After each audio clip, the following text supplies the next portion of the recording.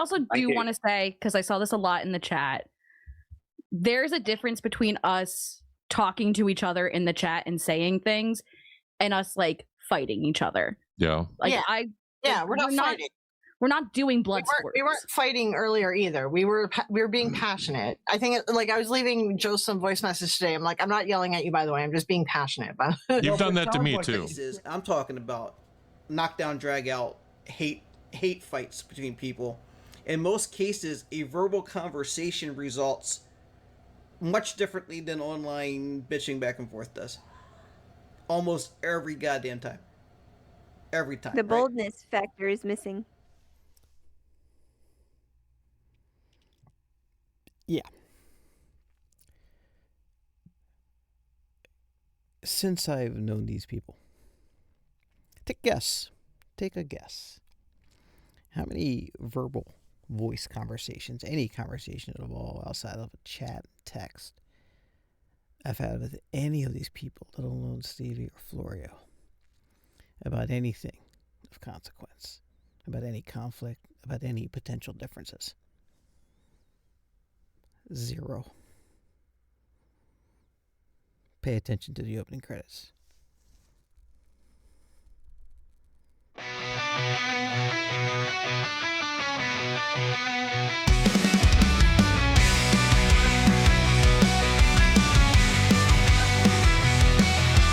Shadows creep in the daylight hours, bloodshot eyes and tall towers. Wolves in suits, they hunt and chase. Deadlier than demons no face. Pawns on a board, no winning game.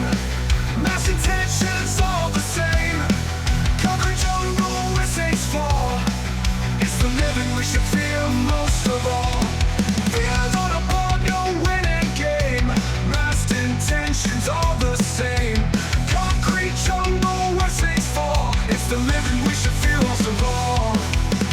Fear the living more than the ghosts. It's the hearts of men that haunt the most. Demons wear a human disguise. Fear the living, open your eyes.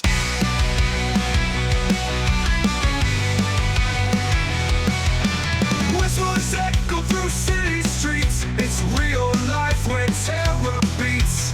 Hidden daggers clenched in tight fists. The monsters we know exist. Fear the living more than the ghosts. It's the hearts of men that haunt the most. Demons wear a human disguise. Fear the living, open your eyes.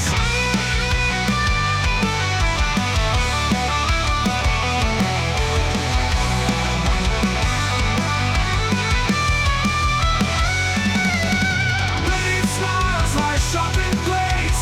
Trust is a game of charades. Innocence lost to serpent's lies. Look around, see purest disguise.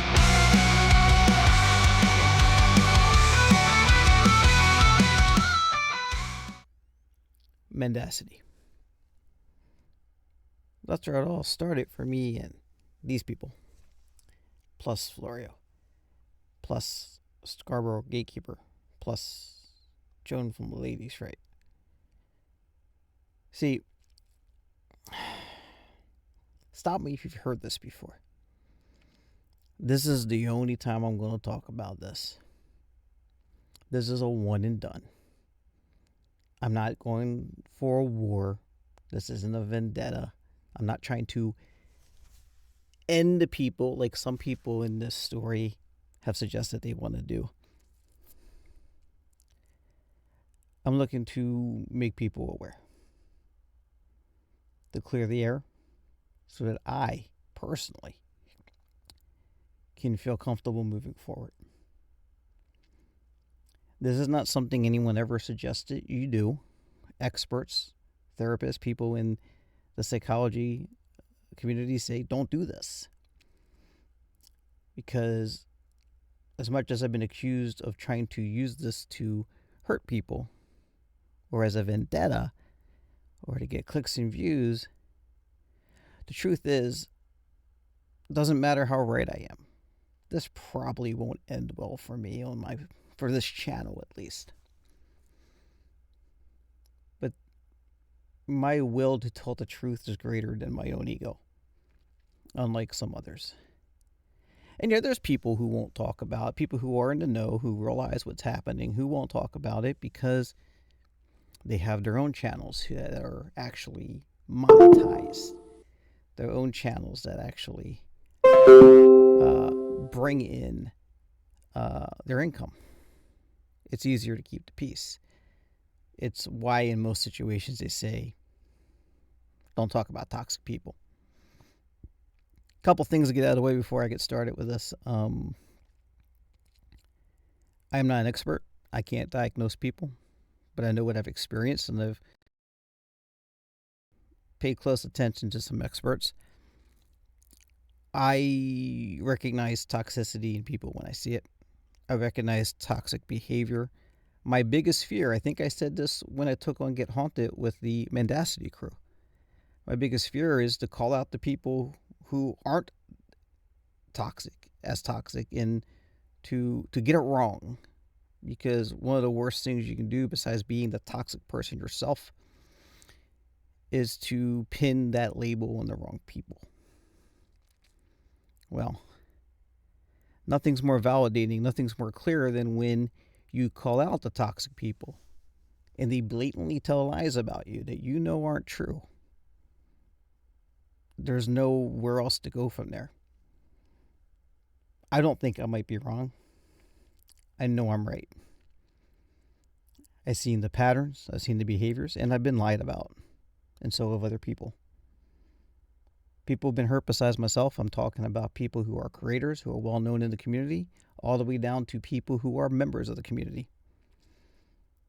I've made it a point to block everybody that is involved and to avoid anything they put out on their channels, on their Facebooks, on their other social medias, because I don't need to see it, hear it.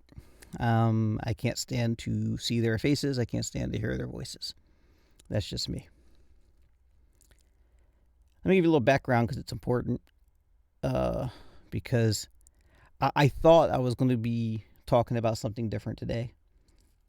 I thought a lot about doing this show. I thought about a lot about what I'm going to talk about and how to present it. I came up with more than 24 ways in my head how I wanted this to go, and that's one of the things that made this linger so long before I put a video out. I wanted to make sure I got it right. I didn't want it to be boring and long and drawn out. I didn't want it to be whiny. I also didn't want it to be too funny, because this is serious, and people get hurt. And people often don't know what to do when this happens. And this is why I'm talking about it. Again, not an expert, not the guy you want to come to for answers, but maybe I can help you out a little bit. A little background about me. I've been through this before. Last time was much worse. Like I said, I thought I was going to be talking about something else. Turns out they went a different direction with their accusations on me, which is shameful, but it is what it is. They thought they could hurt me. They thought they could bring me down. They thought they could destroy my will, destroy my confidence by bringing up old things. Not directly, indirectly, by saying new things that completely contradict who I am and what my experience has been. So just in case you didn't know, let's go back and learn a little bit about me, because some of you might not know about me. Some people might not know what I've done, what I've been around, what I've been through. I'm 52 years old. And yeah, I can make that statement that everybody's made. I can make that thing where I go, hey, I'm 52 years old. I'm not playing these kids' games. And I may have said that a few times to people, but I'm not playing these kids' games. I'm not, this is childish. This is ridiculous. I'm getting too old for this shit. But the truth is, most of the people involved are at least in their 40s. And honestly, emotional immaturity, toxicity doesn't come from age.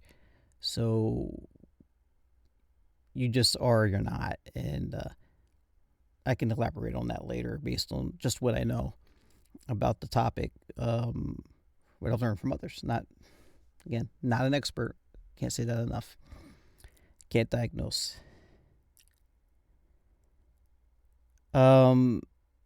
Years and years ago, I started a podcast called Come Get Some, SUM, where I got to the sum of all things. Basically, it was me getting over my anxieties and fears of doing a podcast, of being a public speaker, seeing if I can do it in my 40s, since I kind of let my younger years slip away and kind of missed out on a big window of opportunity there. Let's see what I can do. So I started this really crappy podcast with this really crappy audio. Not that it got that much better, but it did get better, I think. And it was a solo gig. Like, at my most, because I've been accused of depending on other people to do a show. But that was a solo gig. It was a big undertaking for me. I was scared shitless. I was anxious as hell. I was scared every time I hit the record button to talk. At some point, after all the humor and jokes and pop culture stuff, I ran across somebody who was a YouTuber that made a YouTube series. Very talented lady, who I found out she kind of let go somewhere in the conversation that she escaped an abusive relationship, a physically and mentally abusive relationship.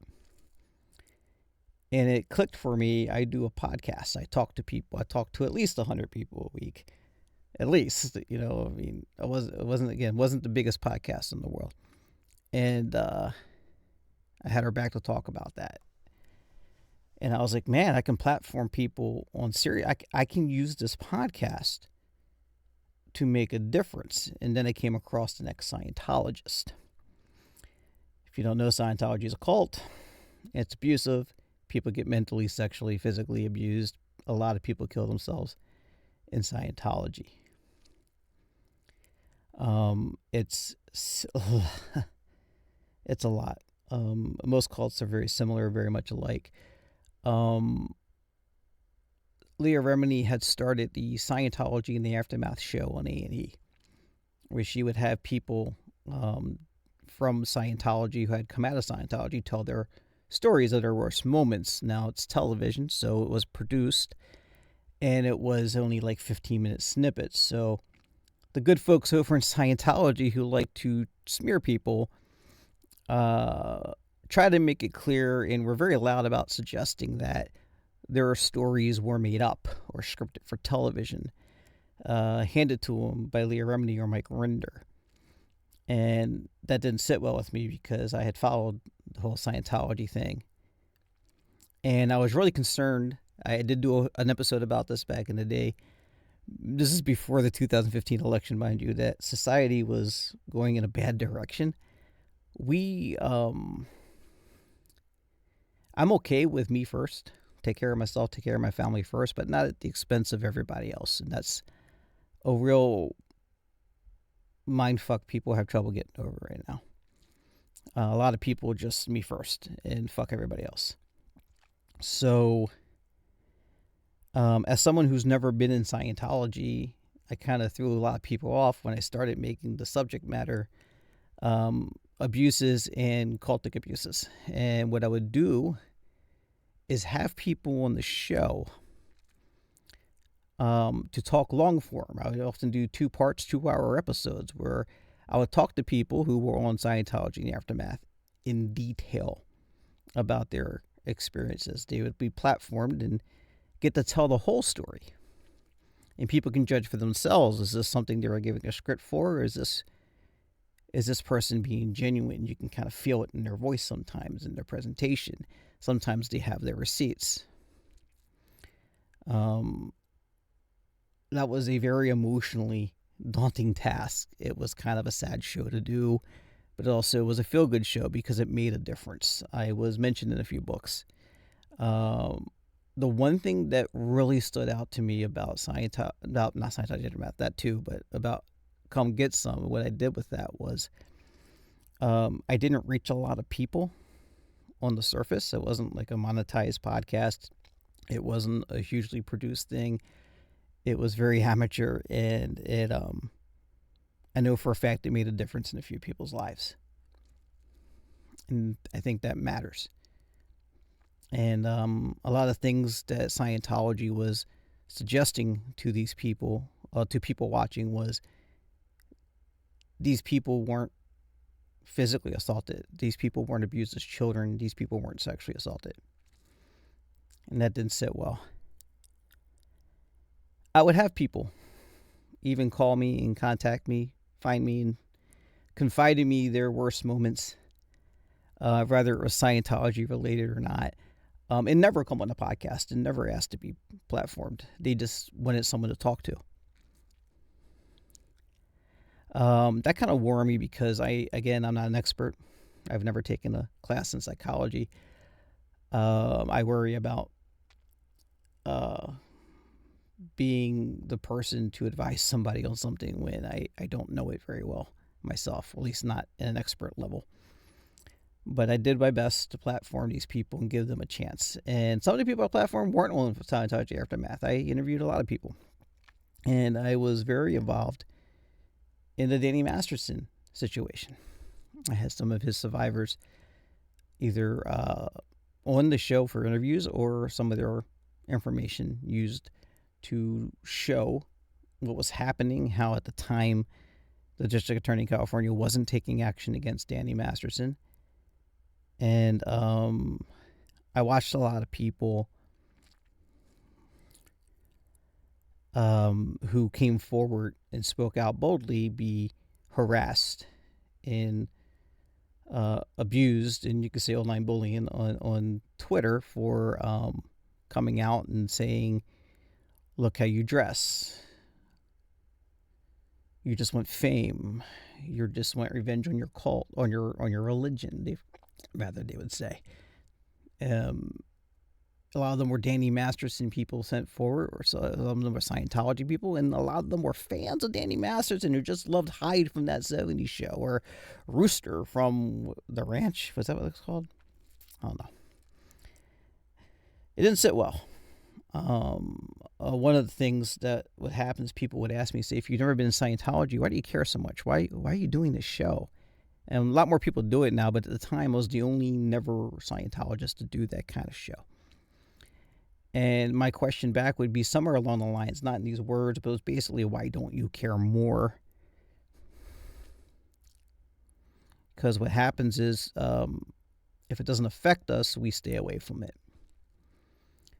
That's why they say if you're being assaulted or robbed, do yell fire, not help. Because people run away from danger. It's the whole fight or flee thing. I forget what the you're all saying it into the screen right now, and I'm not thinking of it. Anyway, I felt it was I felt a responsibility. I was platforming these people and urging people that if they could bring themselves to do it, only if they could bring themselves to do it. They were opening up the statute of limitations. People could tell their stories. People can express what happened to them and finally come clean and hold people accountable. The Me Too movement was taking off and becoming a much bigger thing at the moment. It was just really starting. And I decided, in solidarity with these women who have come bravely and boldly to the show, I would tell a story of mine that I didn't want to tell. When I was 17, I was touched by a grown man, and it was blown off like nothing. And I kind of blew it off because, God, I hate talking about that. And there's going to be people watching this who also, everyone I talk to has a different feeling on it. Some people feel like, how dare you call something like that sexual assault when you hear the horrible nightmares, things that have happened to other people. And I find that to be fair. I think along those lines, like what happened to me wasn't that bad. But then I get people get mad at me. How dare you minimize anything like that? It all matters. It's all important. And I think that's very nice of people to say. I just feel a little bit differently about it. And but that's, and this is like a thing for me, I think differently about it. For other people, I'd want to make sure that they're okay and they're handling it well. So I told my story on my show. There was a person that I had become fast, close friends with. Beware of that. If you become close friends with people super fast, that usually means they are love bombing you. They are bringing you on their side very quickly. And we saw some of that with Nesper. We've seen some of that with Get Haunted. We've seen some of that with these people. And yes, it happened with the Mendacity crew. this person had gave me one of the best interviews I could ever hope for, besides Leah Remini, because Leah Remini was on the show. And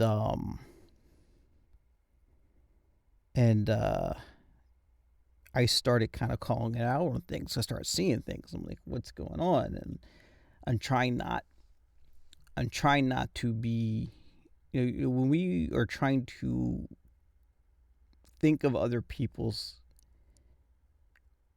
past in a way that's sympathetic, when we're trying to empathize for people and care for people, we don't want to make it worse. We don't want to exacerbate it by attacking them or giving them a hard time, and they weaponize that. They use that against you. So I caught her out one too many times, and she was like, I'm going to destroy you. So she wanted to destroy my reputation. And when this podcast went out, her best friend at the time, her most loyal flying monkey, went to Twitter, hashtag Me Too, added a bunch of the actors and actresses and celebrities that were promoting Me Too at the moment, and said, at Miami6Man, which was my handle on Twitter, and then come get some. This is why women can't speak out.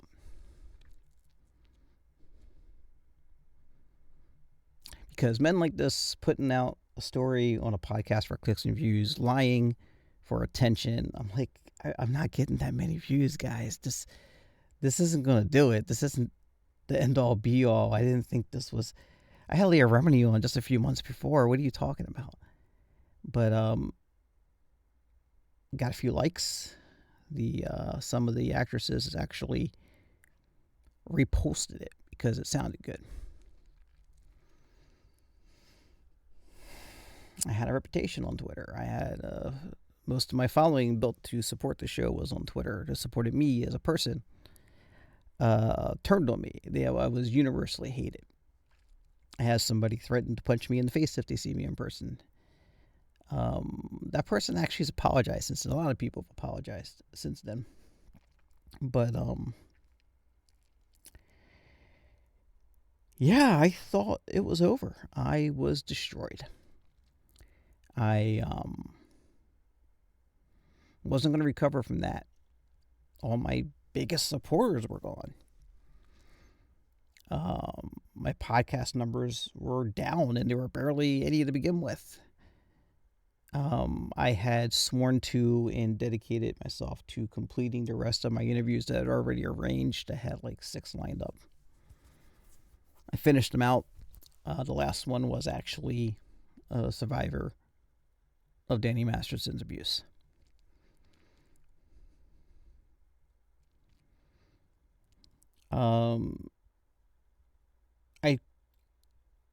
If you listen to the last few episodes of the show, you hear a different tone from my voice. I had kind of, like, I was still there for the guest. I was still attentive. I was still covering it. But I had a different tone of my voice. I had a different feel. It was like you could tell I was just defeated. It was over. My whole reputation, soil destroyed.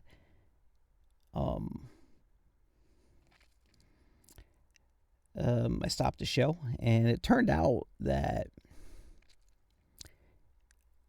I have a whole life outside this stupid box here. What happened on Twitter didn't matter. What happened with these people didn't matter. My life was fine. I came back to Twitter later, and things were just the way I left them, if not better. At some point, people caught on, and it became very publicly and well known that this individual was playing people off of each other. That person was sort of run off into obscurity. I learned that I can survive that. That was in my 40s. Too bad I didn't realize sooner that I'd probably dealt with this type of people many times in my life and didn't realize it. This is by far the biggest situation, the biggest encounter I had. So, years passed, and I decided I wanted to do another podcast. And I decided I'd like a co-host. And actress Patricia Ray, good friend. Hi, Patty, if you're seeing this. Good to see you. Misha, let's do some more Believe This. I know this whole thing I'm talking about today is probably why there hasn't been a lot more Believe This. I've been focused on other things that were a waste of my time and effort, and I should have been better attuned, but there was a lot going on. Patty Ray said, yes, I'll be your co-host. And we started Believe This, which is kind of a political current events or anything that matters podcast. And we talked about serious issues. We used our platform for good. I'll remember, I almost forgot, back in the Come Get Some days, somebody came to me and said, and I think it was an anonymous person. I never found out who it was, but they said, you're doing a good job. I said, just remember, people are listening to you and people believe you. You have a responsibility to them. Too bad more people in real media, too bad more people on social media don't feel that responsibility, but I do. Anyway, so took that responsibility with me, and Patty shares that responsibility and that thought process, and we took care of some things. We did the Monster Inside. We had the folks from that documentary about McCamey Manor, about Russ McCamey's abuses and the things he's doing. Turns out one of the members of that might not have been a good person himself, but we platformed them because it seemed like the right thing to do, because that's what I've always done. That's what I do. Then I met Stevie, and I learned about the Warrens, and I learned about the bunkers, and I became a big fan of, I was kind of a fan of Seg and Beardos before Stevie came along, because I learned about Stevie from Seg. Side-eye guy.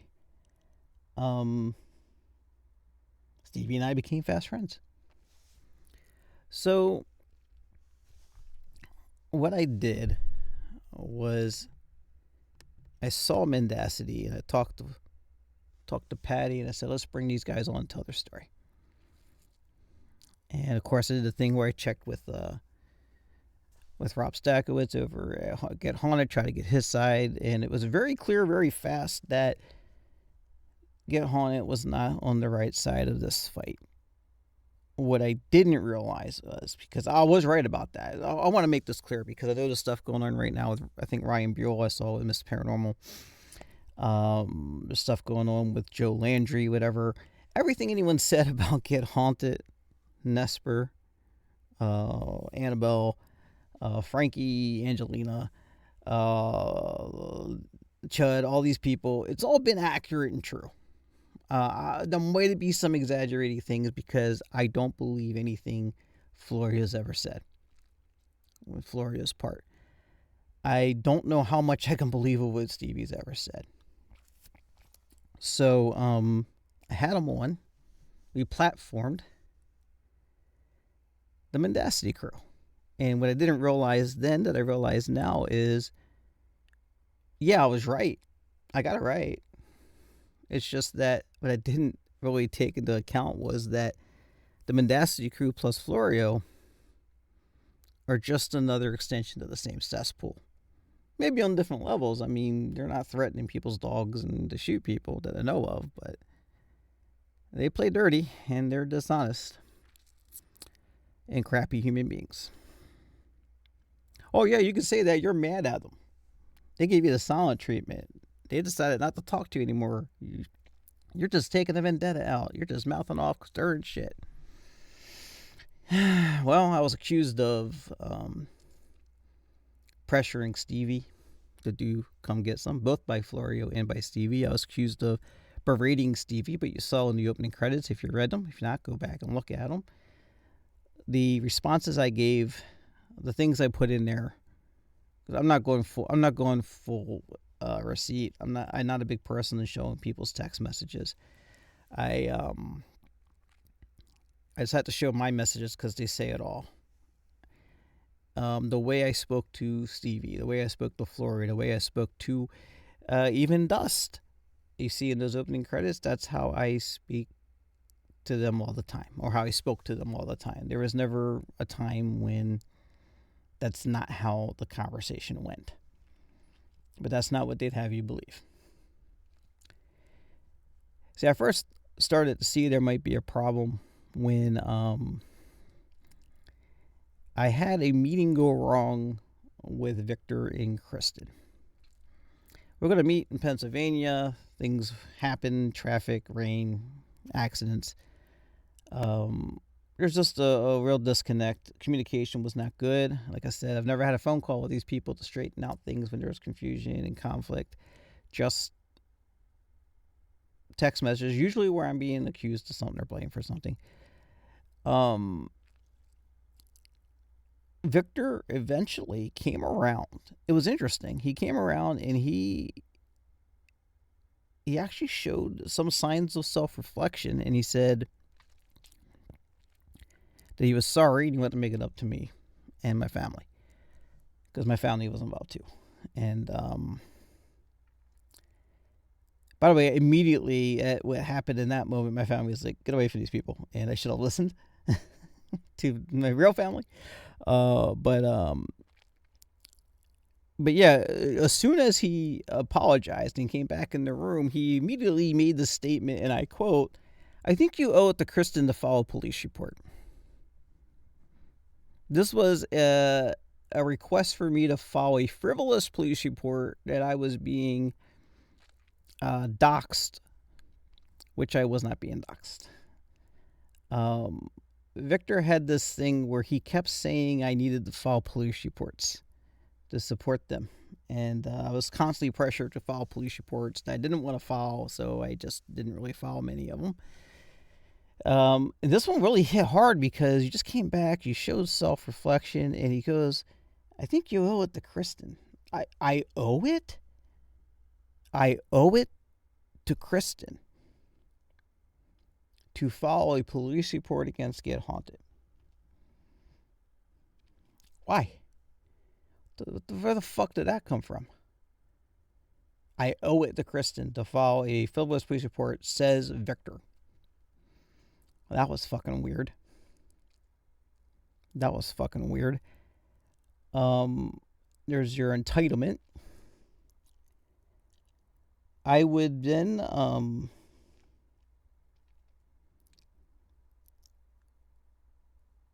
notice a behavior from Taryn that I didn't really realize was what it was until near the end here.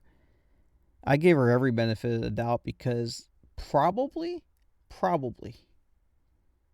it's a weird thing to say because I don't think it's solid in the least, but one-on-one friend, Taryn showed to be like one of the better people there as far as friendship's concerned, and talking to one-on-one. We didn't have a phone conversation, but we had a good chat. But there's a pattern with her. That's a pattern that goes with most toxic people. And I want to be careful because I am accused of being political. I have a passion for politics, says Dust, says Florio, says everybody in that group. For over a year and a half, my concerns have been minimized and invalidated to being something that's simply just a political concern. I've always been primarily chiefly concerned, and the issue has always been survivors of abuse. I don't care if it's your favorite politician, your favorite actor, your favorite teacher, your best friend from childhood. If someone abused someone sexually, physically, mentally, especially children, yeah, I fucking care. And every goddamn time somebody shouts, you gotta stop talking politics, was a dagger in my fucking heart, because they all know my story. They all know my past. They all know what I've done. They all know what matters to me. They all know. Stop talking politics. It's just a way to get out of having to deal with the inevitable. That's why I think in the end, I blew up on Taryn, and I was like, this is over, man. I don't think you're a good person. I want you out of this room. And if anyone else doesn't like it, they can leave too. And then everybody stopped talking to me. We'll get to that. See, because there's a pattern with Taryn. Taryn always talked about how bad she felt which is it's a form of self-reflection. She talked about how bad she felt, how much she laughed along and enjoyed Rob and Mike Castro's mocking of people and demeaning of people, and the terrible things they said about the people she now thinks of as her closest friends, as her chosen family, if you will. And we always comforted her, like, hey, man, that you even show self-reflection, it's something. But it's something she does all the time. I'll give you an example. She cares about sexual assault. She says it's something very personal to her.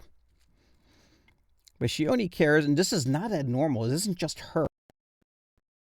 People care about it until it's their favorite actor, their favorite politician, their favorite teacher, their favorite friend from childhood. They make excuses. They turn a blind eye. Doesn't matter. If I ever bring it up, I'm told by everyone in that room, including Florio, Victor, Kristen, that Stevie, that I'm being ridiculous, I'm being ludicrous, that I'm being unreasonable. Stop with the politics. It's not politics to me. Stop fucking saying that. And they're like, well, it is to her. I'm like, well, good for her. There's more important things going on here. I don't give a fuck who the person is. I give a fuck what they are credibly accused of. I didn't care when it was Danny Masterson. And I love that 70s show.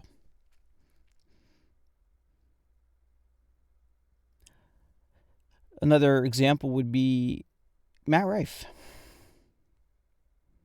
We have reason to believe, and there's been actually things that have happened between Jason and Matt Rife. We have reason to believe Matt Rife is heavily involved in trying to cause trouble for Jason with the Conjuring House, with the Warren Museum. He's stirring shit. He's on the wrong side of this fight. He's hurting people who are close to this group, people who are supposedly friends of this group.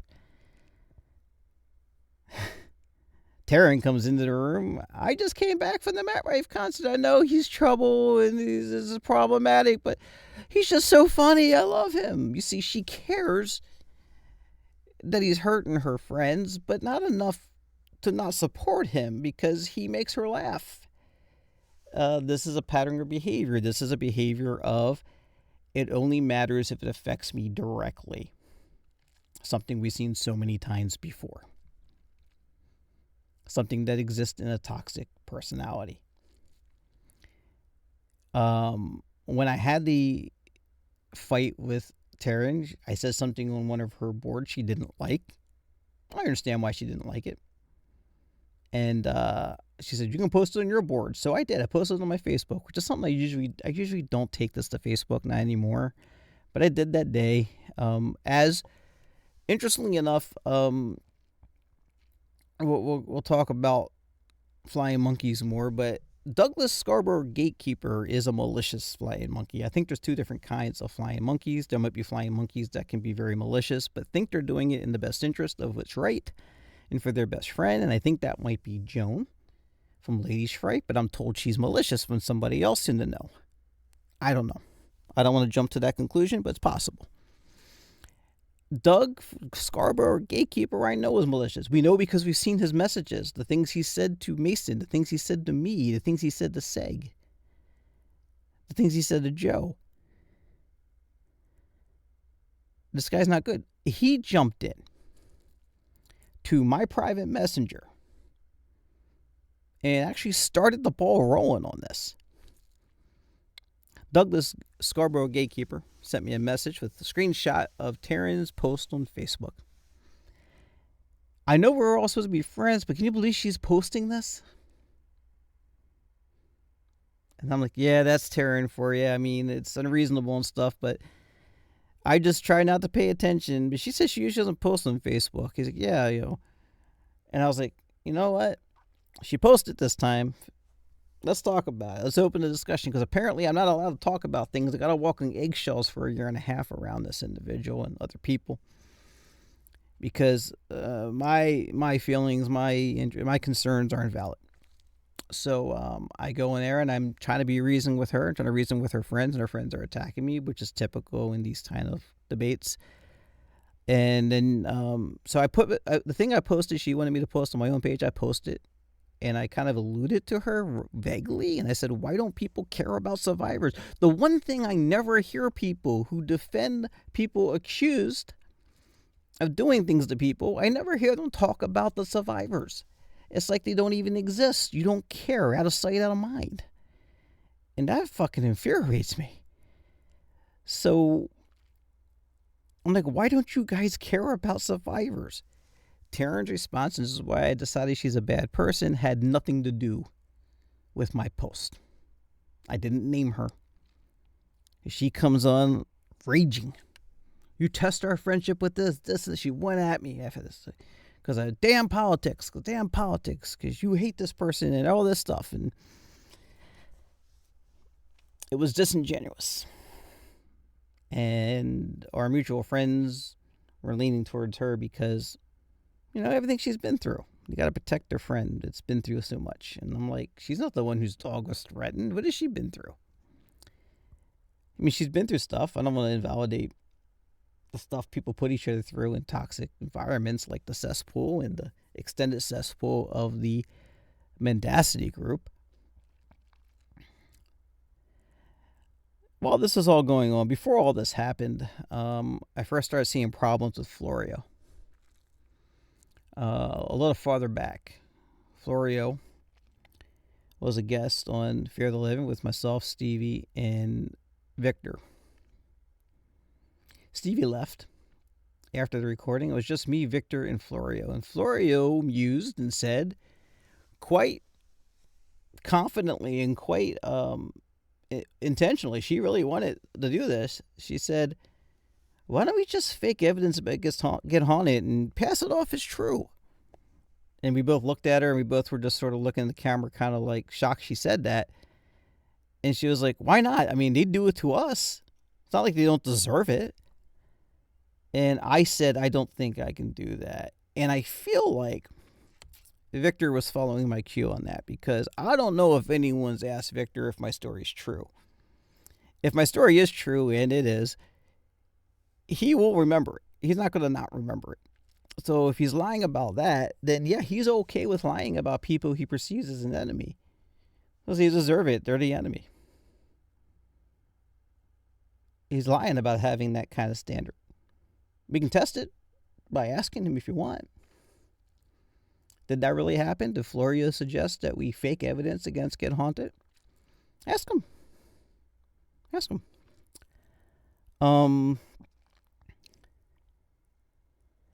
Then I had a conversation with Florio where I was talking about something. I had a critique of one of her shows, and it was a friendly critique. I wasn't attacking her, and she's like, you saw this in her debate on Dust's channel with Seg, the first big debate, where she's like, all the experts agree. I already told you. And it just goes in circles and circles. And she was getting frustrated. And I said, no, Florio, I think we're talking about two different things this entire conversation. I don't understand why that's happening, but I'm going to end it now so I don't stress you out.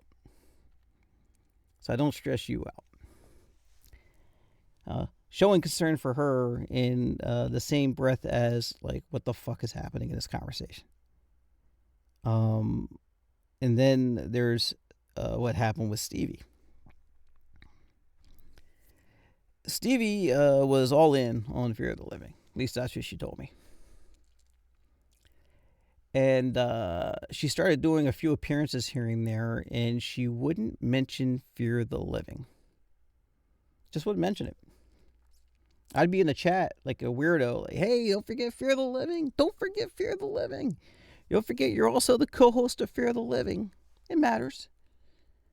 I mean, why wouldn't you want to promote a show you're part of? I know the main deal is Truth or Demons. That's the thing you really want to promote. And I know you're not making enough of those shows, and that's the thing that's weighing on your mind, and that matters. But why aren't you saying that? So I told her that, and she was like, oh my God, you're right. I'm not saying it. We got to come up with a code word or something. Why is there a code word? Why are we worried about how things look? I'm in their chat going like an idiot going, don't forget you're the co-host of Fear the Living.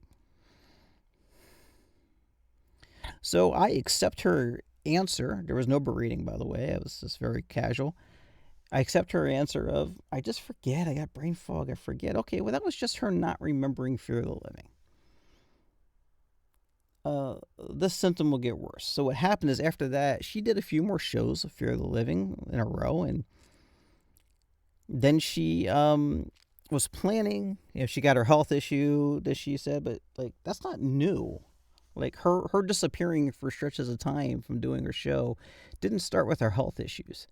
Before it was workloads. She's too busy. She's so busy. Things at home are so bad. She's so busy. She's got so much going on. She got family problems.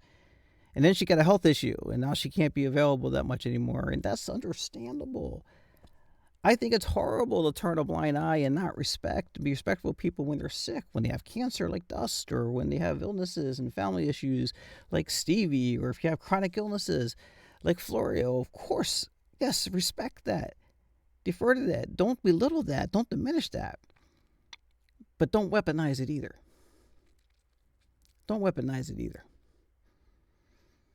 So Stevie had planned to do an episode of reaction video with myself and Taryn. It would be Taryn's return to Fear of the Living, just for like an episode at least, to do a fun reaction video. We were all seemingly excited about it, and I did a lot of prep for this show. And Stevie had not talked to me for 2 days, so I messaged her about an hour before the show went on the record, when we planned to record. Said, "You still good for tonight?" She said, "No, I'm not going to make it. I got a migraine." And this was a thing where, like, it felt like, and it's hard to judge chat, right? But it felt like she knew she wasn't going to do the show tonight. But I didn't give her a hard time about it. I'm like, no, you take care of yourself. That's what's important. Just like all the chats at the beginning of this, the chats you see at the beginning of the opening credits here. You just take care of yourself. I'll figure something out. And I did different episodes, and I released something different in its place. Maybe it was a week off, a week and a half off from the last show in the scheduling, so it was a little bit off the once-a-month time frame and threw things off a little bit, but I would figure something out. The same week that she cancels at the last second on Taryn and I on Fear of the Living, she shows up on 3 live podcasts as a guest. She says, "Don't forget, I'm going to be doing more Truth or Demons." Check. Don't forget to watch my friends' videos and pay attention to the videos on YouTube for Victor on Destination Spooky, Paranormal Brew, Jones from Ladies Fright, Floria's Phantom Files, Side Eye Guy, Bear. Don't forget all these people. Am I missing anything? No, I'm in the chat.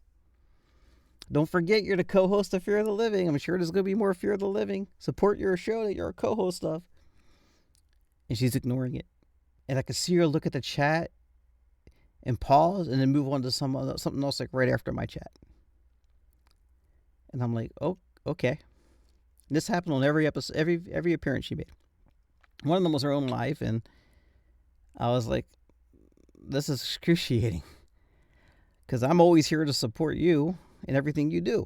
I couldn't say enough nice things about Stevie and Florio and this crew, and I couldn't support their videos enough, and I couldn't stop commenting on their videos and liking it and showing people, hey, make sure you watch my friend's video.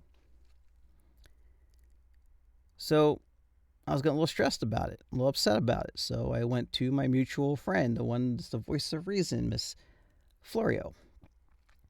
And I say to Florio, do you think Stevie, I'm giving her the benefit of the doubt here. Stevie was the last person that I doubted. I gave her the benefit of the doubt, and I said, do you think she doesn't want to be part of the show and she's afraid to hurt my feelings? Because this is happening. Florio's response was not an answer to my question. Florio's response was more driven in the direction of, and the narrative of, I think maybe you depend too much on other people to do your show. I'm like, well, that's not answering my question. That's not answering my question. And so the whole narrative became, by the end of the conversation, is I need to be willing to do more solo shows and stop depending on other people. Chris, you can do it. I know you can. And I'm like, the first show when I was my most anxious and scared was a solo show, you fuck. But that's how that went.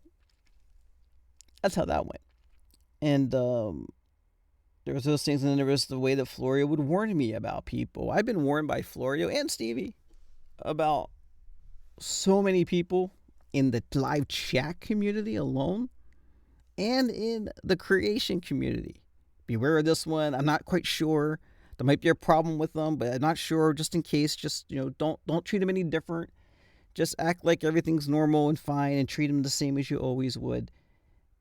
And I think that's something that's a common thing said in toxic communities when people are playing people off each other is if Cindy tells John that something weird's going on with Stella, and she tells Stella something weird's going on with John, but don't say anything, or everyone's trying to not betray the trust of Cindy, and they all look at each other, smiling and laughing along with each other, but they're also looking at each other like, we're just one false move. Show me you're doing the things that I'm told you might be doing. And it puts that doubt in your mind, and it causes that friction, and causes those fights, and causes that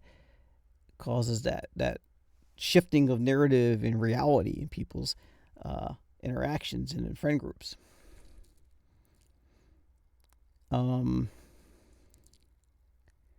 So I showed on Facebook some of my chats with Florio, and it's okay because I don't show Florio's chats because she deleted them all, but only that section. The section where she warns me back in December that Seg might be a toxic male. And I can show that here, and you can see in my reactions, I don't know what she's talking about. I'm not seeing it. She's showing me a portion of a private message, it might be an email, from Side-Eye Guy that she thinks demonstrates toxicity, masculine toxicity. This keeps coming up, right? And I just not seeing them. I hope you're wrong about it. I'm just sad.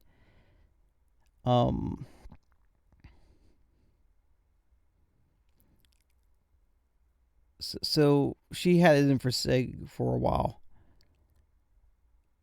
So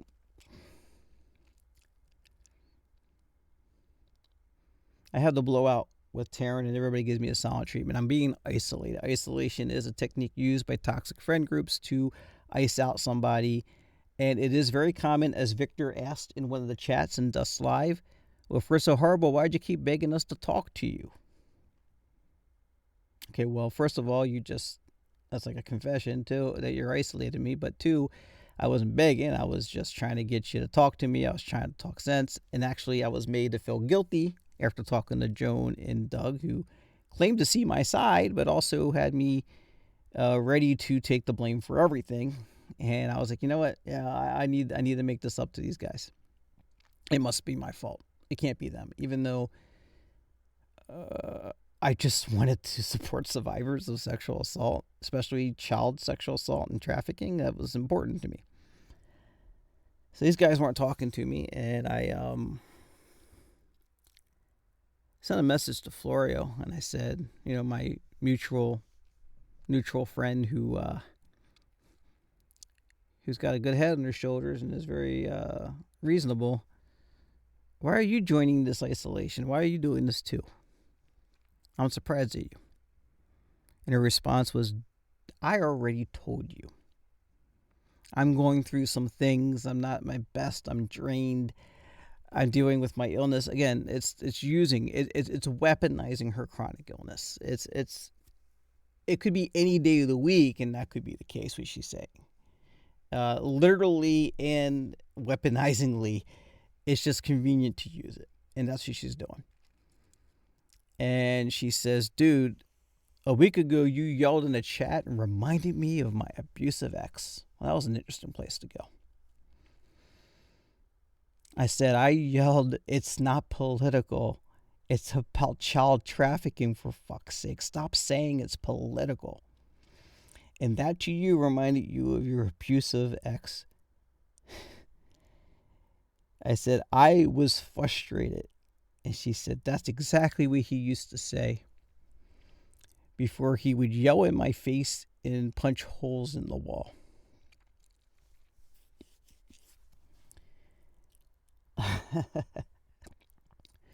Yeah, how much can you weaponize on one fucking chat? Like I was leaving Joe some voice message today. I'm like, I'm not yelling at you, by the way. I'm just being passionate. I wonder if after that podcast was over, if Florio yelled in someone's face and punched holes in the wall. The hypocrisy knows no bounds, guys. Yeah. So I want to talk about how Stevie has hurt people, both in the community and outside the community, and also creators, people who are well known in the community that will not be mentioned out of respect for their request.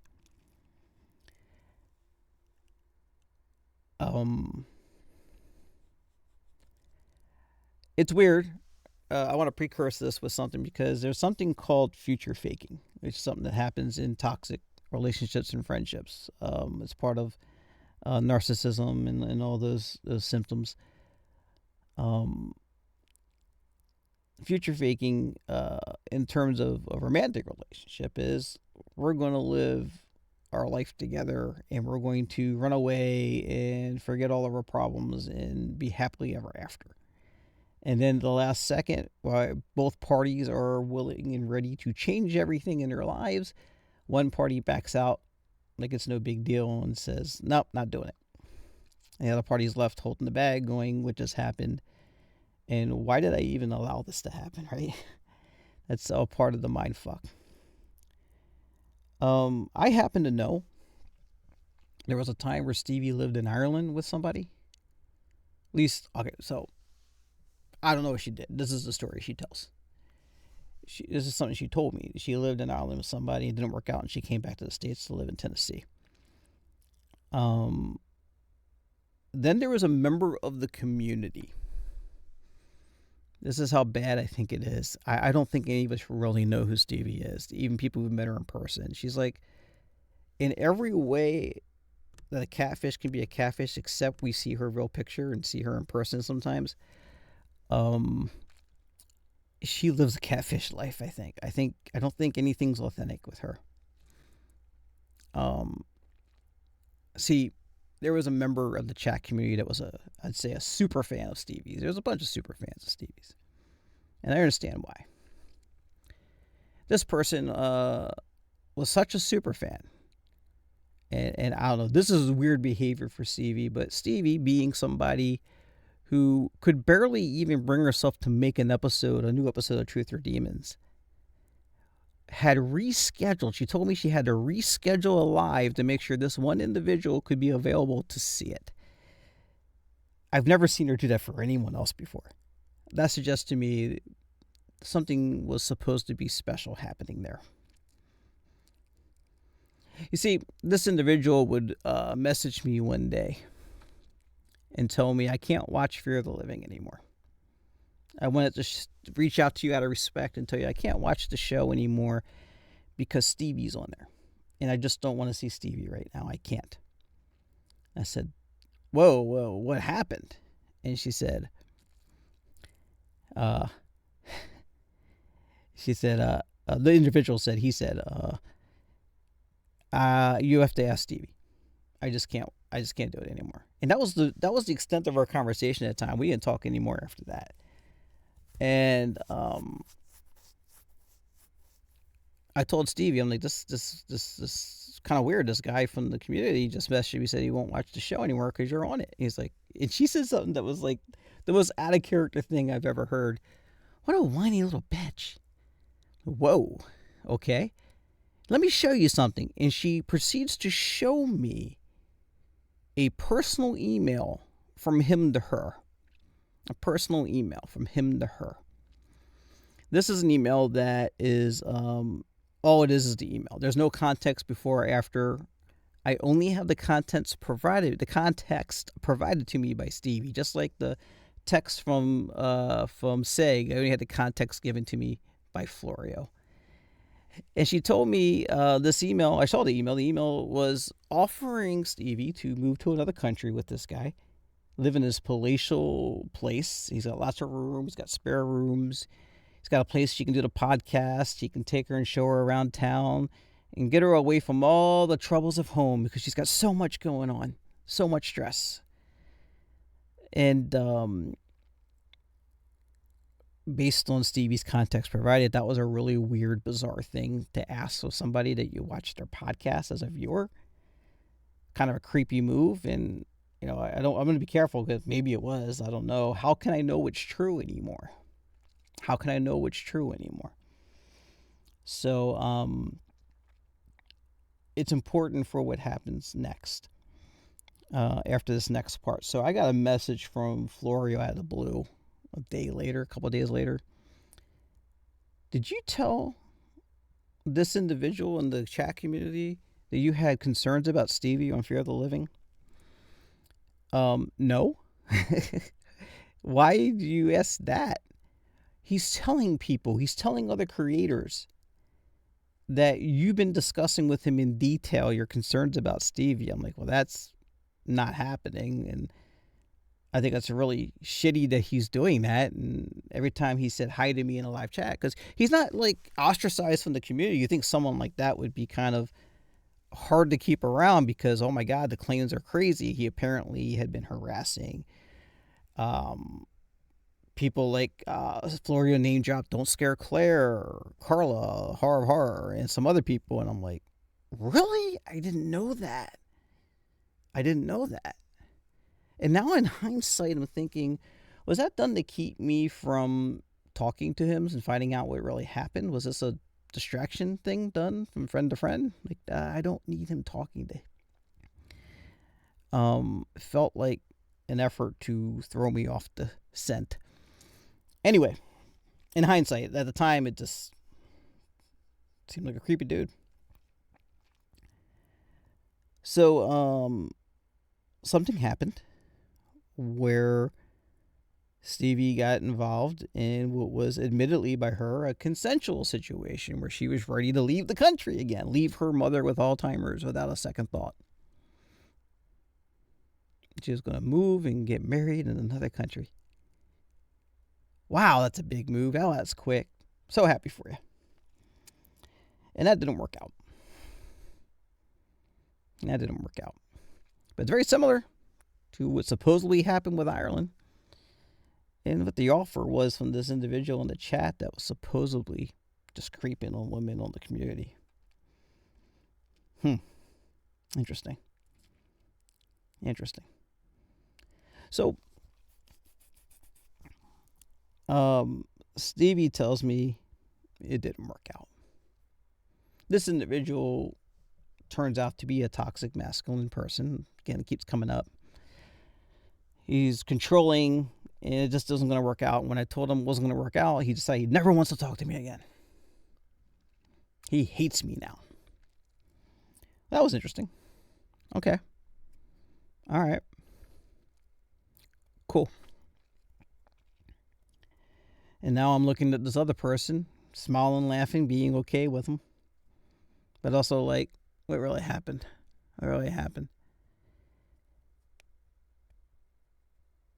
But then I started sharing with my good buddy who I thought I could trust, I thought was on my side, Mr. Scarborough Gatekeeper, about my concerns about Florio. Florio wanted to fake evidence against Get Haunted. That doesn't sound like her. I know. That's why it's a big deal. Florio would change the topic and the narrative of conversations and change reality. That's concerning to me. That doesn't sound like Florio to me, Doug would say. Florio warned me about people in the community. Warned me about side-eye guy. Like, he was toxic. I don't believe any of that. That's shitty, man. She acts like she's his best friend now. Yeah, I don't think that's true.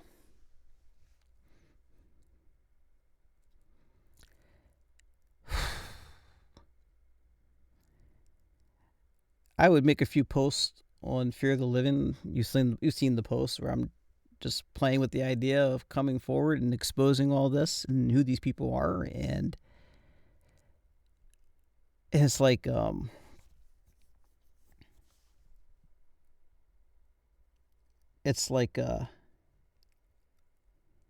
I don't know what I'm going to do. And that's why it took me so long to get this out, right? And I'm like, I don't know.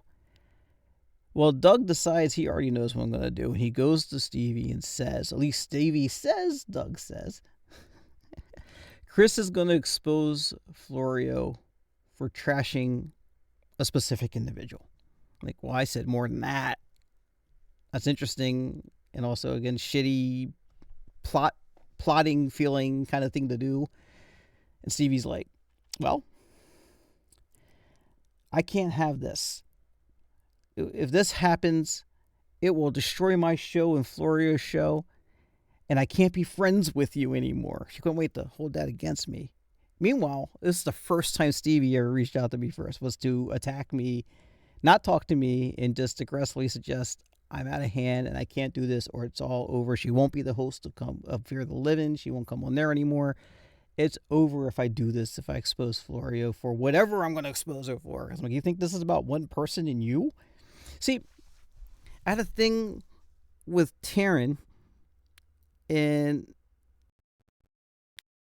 Ivers, and Taryn made it about her. I had a thing with Taryn, and Florio had to make it about Florio. I had a thing with Florio, and now Stevie's making it about Stevie. If you don't believe Stevie likes making things about herself, what would you say if I told you she has never reposted, commented on, liked, or suggested people watch Fear the Living? Well, if I told you that, you would say, Chris, you're lying. I've seen it. And you got me. Yes, she has reposted, she has liked and commented on and suggested people watch Fear the Living. The ones she was involved in. Those ones specifically.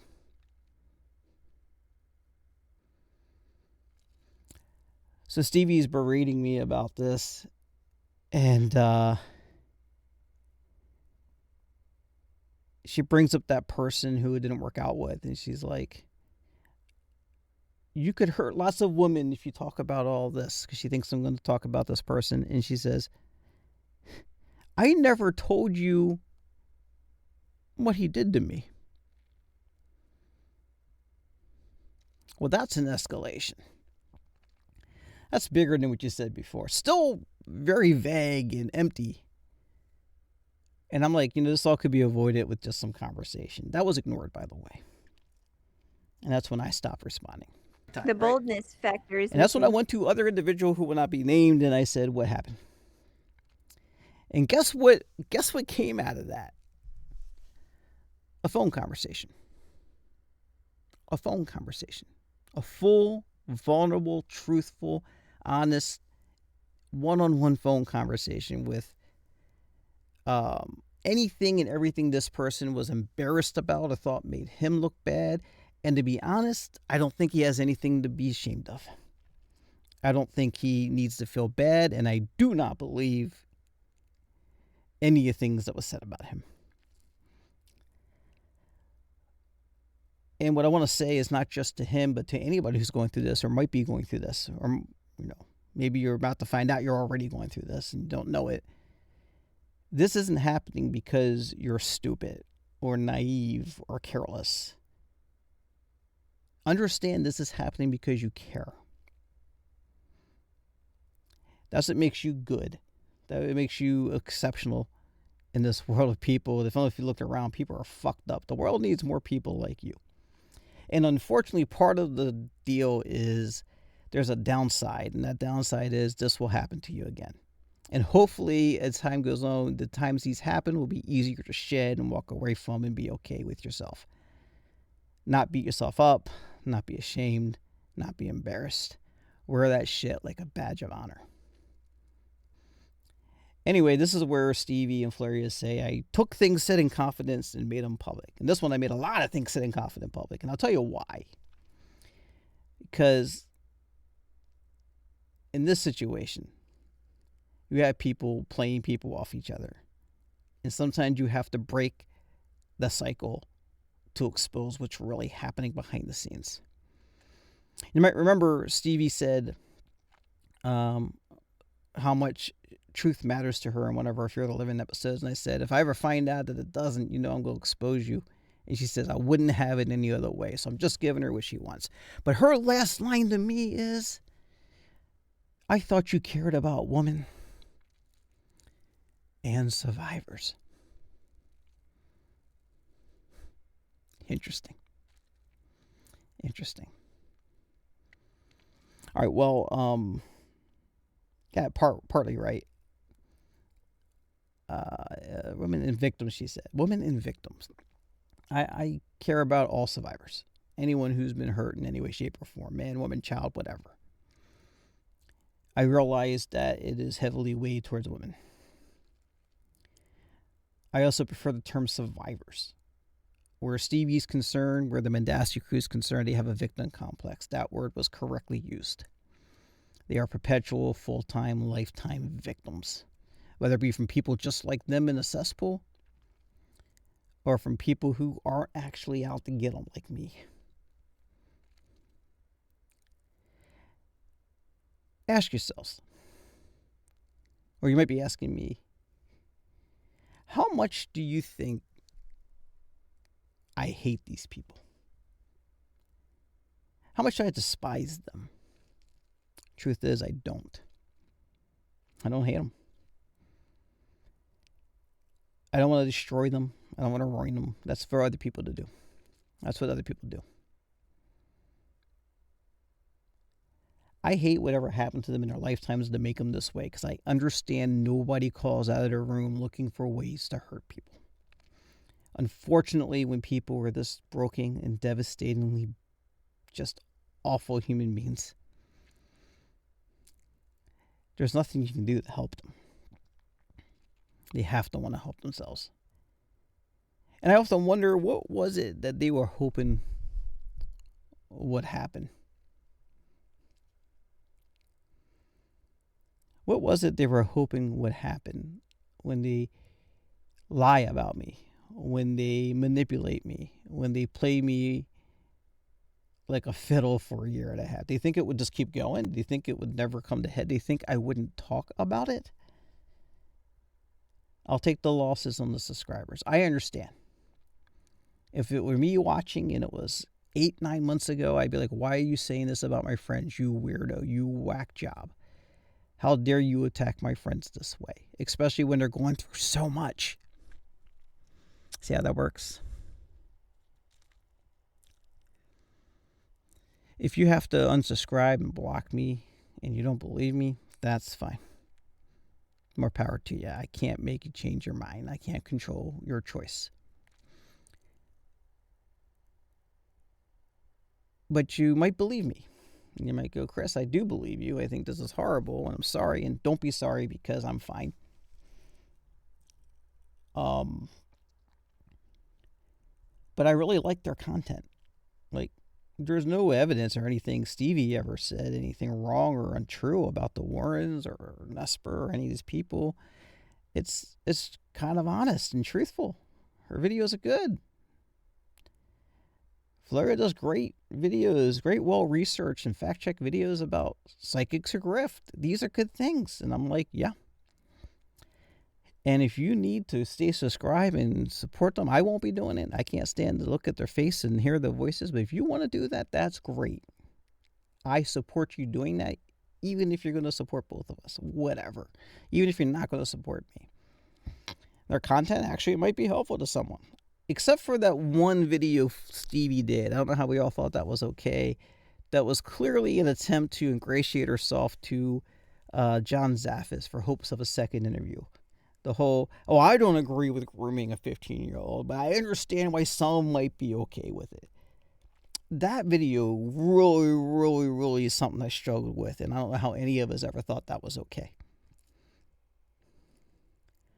But at the end of the day, I wish everybody well.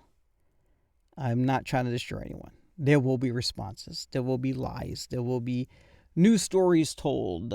Things said that are nuanced and completely false that people will believe, and that's fine. I will lose subscribers. I will lose friends. I will lose access to people. That's fine. I want to address one last thing, though. Again, this is about your awareness. I just want you to know. Along with my outburst and some lies where I was just trying to reveal to people who Florio really was and who these people really were, I went on the Mason video when he was talking about Florio, and the topic came up of if dust is neutral, and I wanted to set the record straight. And it was so disheartening how disrespected I was in that moment and just completely ignored when I was factually making people aware dust is not impartial. I was still part of the Discord. The hypocrisy knows no bounds. A well-known creator in the community had a private conversation with Kristen of the Mendacity cesspool. In this conversation, this creator let Kristen know they've seen my receipts. Kristen went into Dust Discord in front of all the people having conflict with Mason and Joe and Seg and everybody else. And Kristen posted this chat, this private chat with this creator for them all to see. And you can't make this up. I'll put it up on the screen here. Leo, now we know Chris is showing people our chats now. Now we know Chris is showing people our chats now, while showing a large creator's chat to everybody. Can't make this shit up. That was a problem. That was an issue. God, man, being in that room, I really had to get out. Being in that chat room with those guys, there wasn't a day or a week that went by where I didn't have to see or hear what the latest stupid thing Sarah Villani or Rob Stackowitz was posting. Why? I thought we were done with them.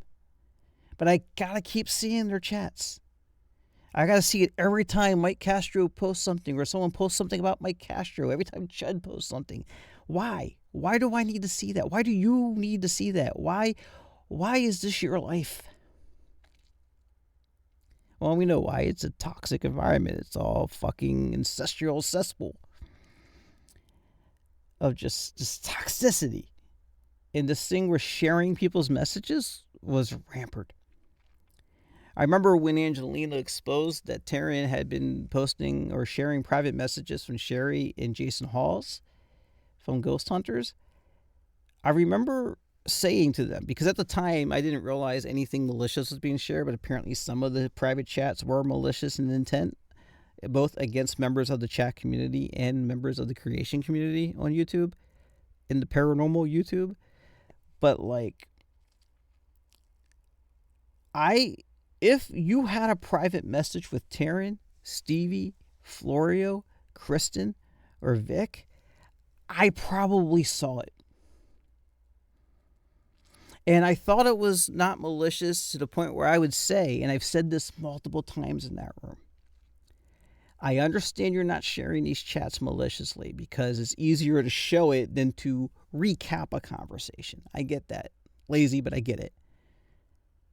But people kind of want their private conversations, whether they're important or detailed or give private information or not. They want their private conversations to remain private. But it never stopped, and you see it goes on to this day. Do what you will with this information. Because you're probably wondering why am I talking about that? What do I hope to gain? I've already said I know I'm going to lose more than I gain by doing this, so why am I doing this? What am I looking for? What am I thinking would happen? Well, like I said, they're going to come back and say all kinds of crazy shit about me, and let them. I'm not going to see it. I'm not going to hear it. If someone tells me about it, I'm going to turn away from it. I'm not going to see it. I'm not going to respond to it. I mean it. I said it. I mean it. You can say the most disgusting things. I don't care. Consider the source. Consider the source. I know there are people who will still want to see more Fear of the Living, and for them, I will do more. And because I enjoy it. The whole idea of the show was a show of friends talking about things in the paranormal, kind of like playing the algorithm, but I didn't know that existed yet. I'll do something like that. I was going to do something like that. I can still do that with other creators who are still friendly with me or still I don't know, acquainted, if they still are. I'll do reactions. I will have some fun. We will have some fun. So rest assured, not only am I not done with Fear of the Living, it's going to be coming out more often. And it's not going to be about drama. Drama. It's not going to be about the cesspool. It's not going to be about the extended cesspool. It's going to be about what's happening in the paranormal. It's going to be about things that are substantial, that have substance, I'm trying to say. There's going to be laughs. There's going to be fun. There'll be more games. And I'll probably be a lot happier. And hopefully we can all be a lot happier. Until I see you again, as the great philosopher of the 90s, Jerry Springer, might say, be good to yourselves and each other.